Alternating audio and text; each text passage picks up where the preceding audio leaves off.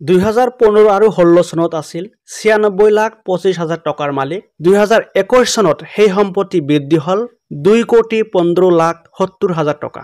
আপোনালোকে আঙুৰলতা ডেকাৰ এই ভিডিঅটো চালেনে?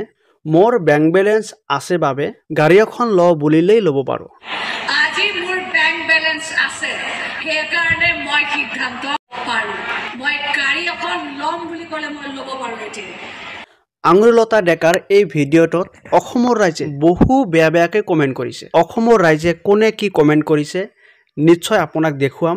কিন্তু আসল কথাটো হল আঙুৰলতা ডেকাৰ ইমান টকা কেনেকৈ হল, কেনেকৈ ইমান বেংক বেলেন্স বাঢ়ি গল। 2015 আৰু 16 চনৰ বিত্তীয় বৰ্ষত আঙুৰলতা ডেকাৰ মুঠ সম্পত্তি আছিল 96,25,944 টকা।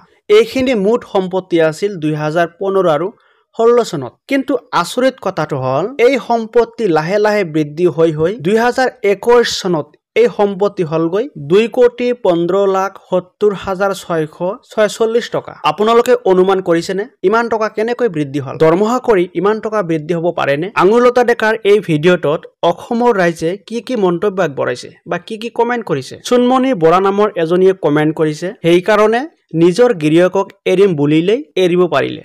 তাৰপিছত ইয়াৰ পিছত আন এজনে কমেন্ট কৰিছে, টকা সকলো নহয়, টকাৰ পাছত দৌৰিলে এদিন সংসাৰখন আপোনাৰ নিচিনা হ'ব। বাকী সকল মহিলাৰ সংসাৰখন আপোনাৰ দৰে ধ্বংস হোৱাটো বিচাৰে নেকি? ইয়াৰ পিছত আন এজনে কমেন্ট কৰিছে, তন্ময়জ্যোতি বুঢ়াগোহাঁইয়ে কমেন্ট কৰিছে, নিজৰ ঘৰ সংসাৰ চলাব নোৱাৰাজনীয়ে বেলেগক কি উপদেশ দিব। চাব আপোনালোকে এই কমেন্টবোৰ চাব কোনে কি কমেন্ট কৰিছে।